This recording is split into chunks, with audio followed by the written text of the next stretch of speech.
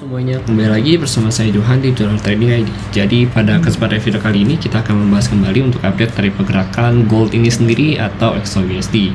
Jadi sebelumnya mohon maaf kalau misalkan videonya agak siang, ya biasanya kan pagi hari ya saya sudah upload ya.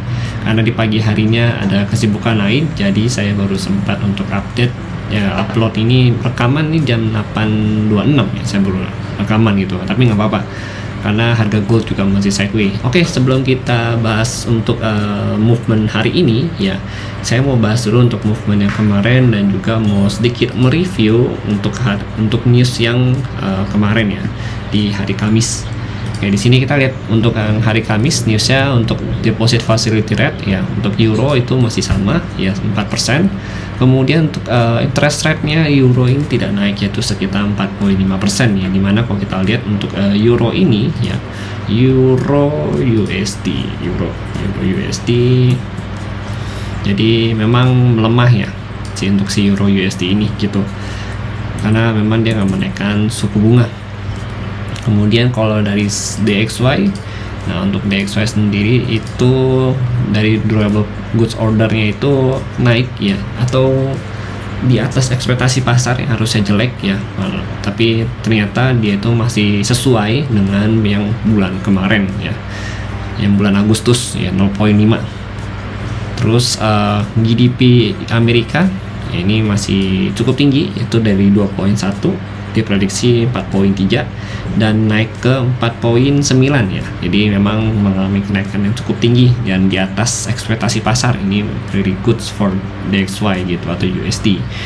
Ya, kemudian ada lagi initial jobless claim, justru ya masih bagus juga, walaupun kalau kita lihat ya naiknya itu tidak begitu signifikan ya, di atas ekspektasi pasar lebih 2000 ya, yaitu sekitaran 210 ya. Kalau dia bandingin dengan data yang kemarin, jobless claim ini memang tidak begitu bagus, dari 200 ke 210.000 gitu ya. Kemudian untuk pending home sales ya, ini positif ya, jadi memang penjualan rumah di sana mulai ada peningkatan gitu ya, dimana kalau kita lihat pending home sales ini dari minus 7,1 ya, diprediksi minus 0,8 dan ternyata hasilnya itu adalah surplus 1,1% gitu ya. Jadi overall kalau kita perhatikan untuk news yang kemarin itu good for DXY gitu. Nah untuk hari ini ada news apa aja?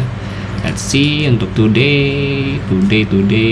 Nah jam 19.30 atau jam 7.30 ya, jam setengah 8 malam ini ada news lagi, core PCE index ya, monthly sama yearly, tapi kita perhatikan yang monthly-nya aja yang bulan ini gitu, September ya. Itu dari 0,1 diprediksi bagus juga 0,3 ya. Kemudian kalau untuk core PCE indexnya ini yang yearly ya, ini yearly-nya 3,9 turun ke 3,7 gitu. Tapi let's see nanti yang kita ambil tuh yang data ini ya, 0,1 0,3 gitu. Kemudian ada Michigan ya, tapi ini beberapa website ya mungkin ya, Michigan ini dimasukin ke high risk, tapi kalau untuk di investing ini bintang 2 atau medium risk jatuhnya gitu. Ini juga cukup berpengaruh untuk pasar pergerakannya. Kalau kita lihat dari Michigan memang kurang bagus, dari 66 turun ke 60,7 gitu.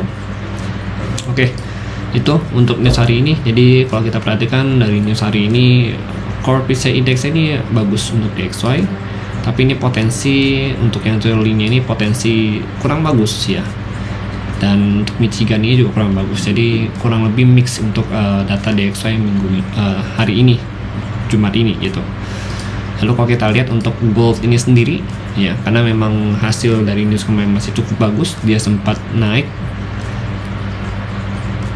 ke 1991 dan 1993 ya. Ini saya ada ambil sell lagi di sini. Jadi kemarin itu saya sell 2 kali ya. Pertama di sini ternyata di breakout sama pasar ya, kena stop loss, kemudian saya ambil lagi di 192 ya, puji Tuhannya turun sampai ke 1972 gitu. Ini karena ini sudah malam ya, jadi saya nggak lanjutin trade, pada kalau misalkan mau diambil pun bisa nih 1972 1970 gitu, tapi biarkan saja, nggak apa-apa, nggak usah terlalu dikejar ya, karena kan kita gimana ya, trading itu harus santai gitu, jangan terlalu banyak tekanan. Oke, kemudian kalau kita lihat lagi, dia saat ini membentuk pola. Kalau kalian mau perhatikan di sini, oke, ini kan kita pakai 1 hours ya. dia bentuk pola, kita gedein dulu. Oke, di sini dia bentuk pola lagi. Nah, ini potensi bullish flag sih kalau saya perhatikan gitu. Ada potensi jadi bullish flag gitu. Kenapa? Karena kalau kita coba ukur ya dengan menggunakan Fibo. Oke, di sini kita tarik Fibo. Nah, ini kan dia juga berada di atas 1980 ya, di atas 1980 untuk si gold di ini ya, atau dia main-main di 1985. Ini potensi jadi bearish flag, bullish flag gitu. Begitu dia bisa break dari 1987 gitu. Nah, ini kan dia ada ketahan nih, beberapa tahanan di sini ya, dia sideways. Tapi kalau dia berhasil break dari 87 ya, nggak usah 87 deh, kita ambil terdekatnya aja. Dia berhasil break dari 85 ini gitu untuk kambangnya ya, dia berhasil break 85, berarti dia keluar nih dari channeling harga downtrendnya gitu. Lalu dia akan membentuk potensi untuk jadi bullish flag dengan target 1987, 1989 sampai 1990 dan 1992 kembali. Di sini targetnya gitu teman-teman ya. Itu kalau misalkan potensinya. Nah, untuk lebih aman ya, kalau kita mau sell berarti kita tunggu dia itu break dulu ya. Break dari mana? Break di bawah 1980 gitu. Sebab kalau untuk amannya dia break di bawah sini gitu. Karena yang seperti yang saya bilang ya, kalau kita cek candle weekly, oke, kita sebentar, kita coba ke weekly candle dulu ya teman-teman. Weekly candle kita pakai Wanda aja, kemudian ini kita pakai weekly. Nice nih.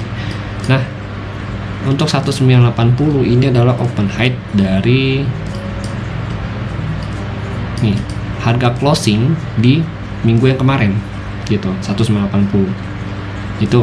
Jadi kalau misalkan dia masih di atas 1980 ini, memang much better kita ambil buy zone ya, dengan target yang tadi 1996 ya, seperti yang saya bilang di channel Telegram. Kalau dia masih di atas 1980 ya, apalagi 1985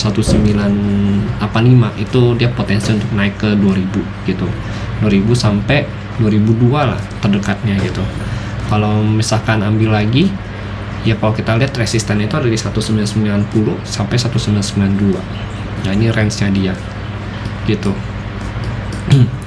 Soalnya kalau kita perhatikan ya, secara weekly itu masih bullish candle ya. Jadi untuk amannya kita tunggu candle weekly ini merah untuk hold sell ya, tapi nggak menutup kemungkinan kita bisa ambil selling point di 90 ya, atau 97 atau di angka 2000-an nanti gitu. Tapi let's see lah, ini kan hari Jumat ya, jadi harus lebih hati-hati. Seperti biasa hari Jumat ini bisa menjadi Jumat yang baik ya kalau kita manage resiko kita dengan baik, atau bisa juga di Jumat yang kurang baik kalau kita misalkan trading dengan emosi dan juga tidak bisa memanage lot size kita atau resiko kita gitu. Jadi harus hati-hati untuk hari Jumat ini ya, selalu itu saya ingatkan, untuk hari Jumat itu harus hati-hati gitu.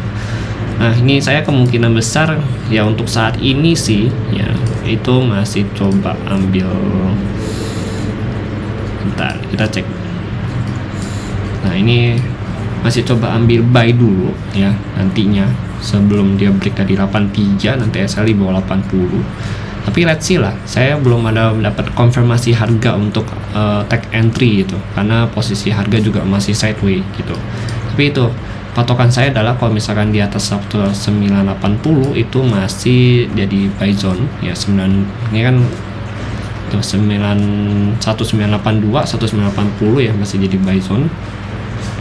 Nah, kalau di bawah 1980 baru kita tarik selling point ya, karena di sini posisinya kalau kita lihat nih, di bawah 1980 ya, itu dia cenderung untuk retest ke bawah gitu. Tapi kalau di atas dia masih cenderung untuk main-main di 1985, 1987 sampai 1990 kembali untuk si gold ini sendiri. Itu teman-teman ya. Tapi nggak tahu, kalau misalkan kalian punya pandangan lain, boleh banget kalian share ke kolom komentar ya. Kita bisa saling melengkapi gitu untuk pandangannya gitu. Ini kan pandangan pribadi saya gitu.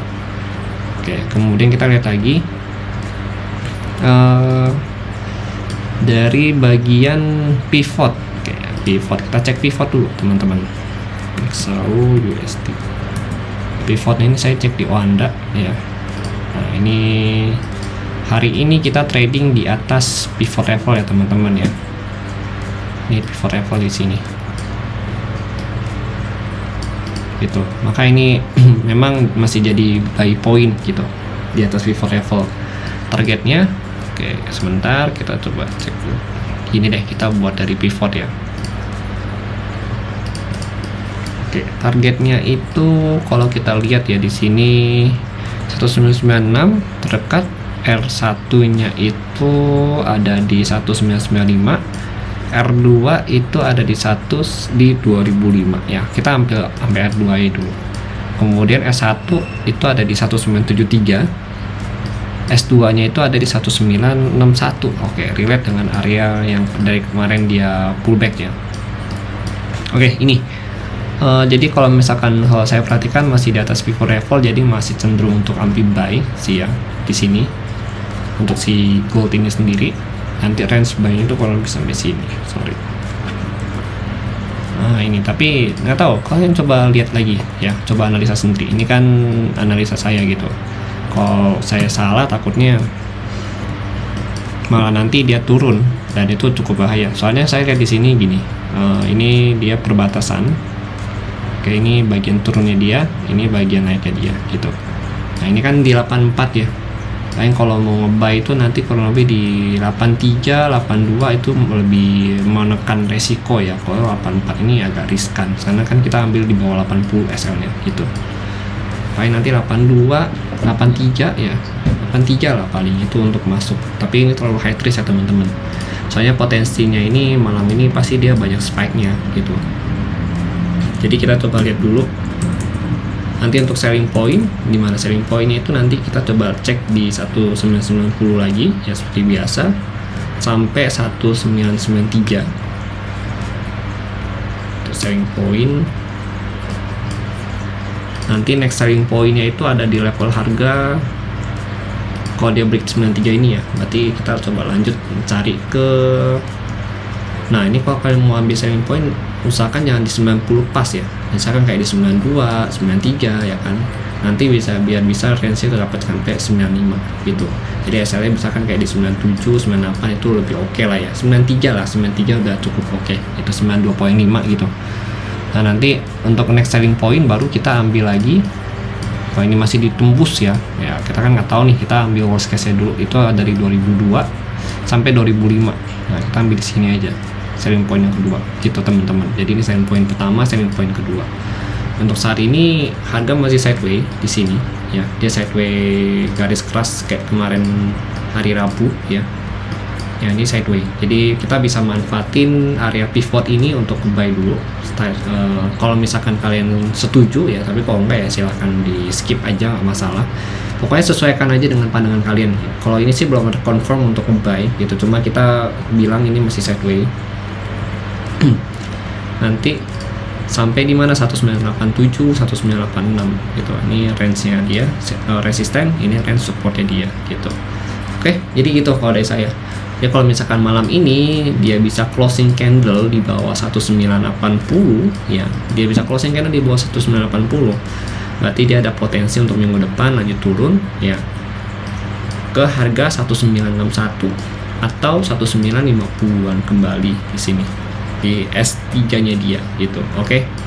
Gitu. Jadi closing candle malam ini cukup penting gitu. Kalau misalkan dia belum bisa closing candle di bawah 1980, berarti masih ada potensi untuk dia up lagi di hari Minggu depannya ya kan, Senin depannya itu kurang lebih nanti dia akan coba retest height yang ini lagi, atau dia bisa nembus dan ambil ke angka 2000 ya sampai 2005 gitu. Tapi kalau target saya sih 2002 ya, tapi let's see lah nanti gimana. Oke, itu dari saya. Pokoknya untuk kalian yang mau trading hari ini harus tetap berhati-hati. Jadi itu adalah skenario-skenario yang udah saya paparkan ya, semoga bisa membantu. Dan kalau kalian ada pandangan lain, boleh banget kalian paparkan juga di kolom komentar ya kan.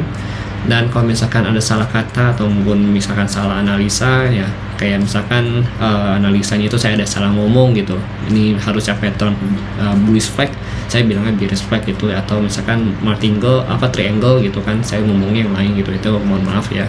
Pokoknya kalian bisa bantu koreksi, atau kalau kalian punya insight boleh juga kalian paparkan di kolom komentar. Terima kasih dan sampai jumpa pada video berikutnya.